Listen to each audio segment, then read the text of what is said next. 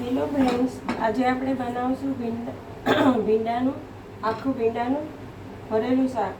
અને આજે હું તમને ટિપ્સ આપીશ કે ભીંડાનું શાક ભરીને નથી બનાવવાનું. પહેલાં તેલ નાખવાનું અને પછી ભીંડો નાખી દેવાનો સુધારીને. અને પછી આપણે આમાં મસાલો કરશું. એના માટે આપણે ઉપરથી મસાલો કરશું.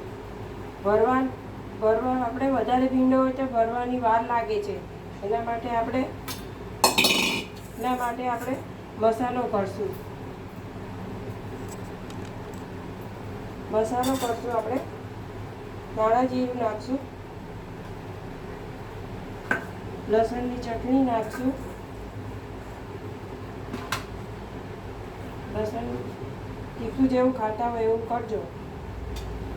અમારે ત્યાં તીખું કેવું ખવાય છે. હળદર,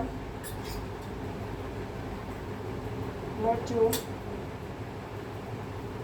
પછી ધાણા નાખવાના, કસૂરી મેથી નાખવાની થોડી. કસૂરી મેથીથી શાક બહુ સારું થાય છે. અને મીઠું નાખવાનું. મીઠું નાખીને તેલ નાખી દેવાનું. આપણે બધો મસાલો મિક્સ થઈ જાય થોડુંક જ તેલ નાખવાનું, મિક્સ થાય એટલે.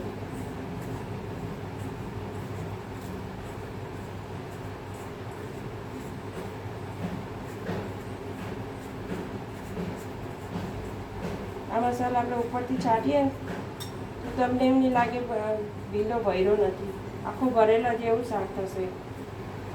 એકવાર બનાવીને જોજો. હવે આપણે ઉપર પાથરી દઈશું ભીંડાની ઉપર.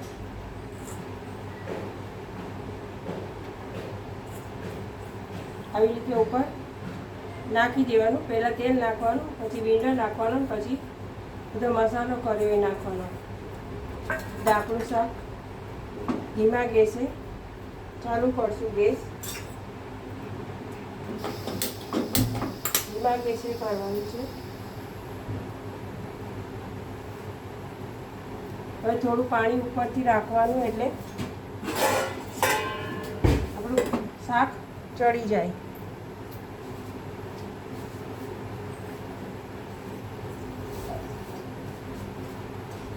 હવે આપણું શાક ઉપર ડીશ રાખશો ને પાણીની, એટલે આપણે વરાળમાં ચડી જશે. ધીમું રાખવાનો ગેસ.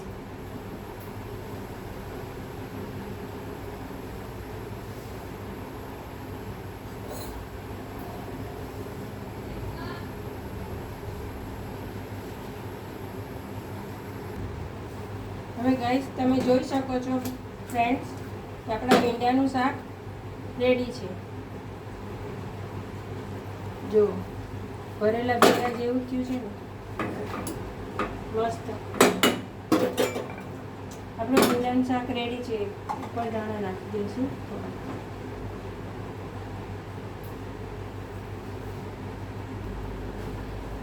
આપણું શાક રેડી છે. હવે તમે આ શાક બનાવજો વિડીયો જોઈને, અને કેવું લાગ્યું એ મને કમેન્ટ કરજો, અને લાઈક કરજો, શેર કરજો અને સબસ્ક્રાઈબ કરજો. આપણું શાક આવી જાઓ જમવા.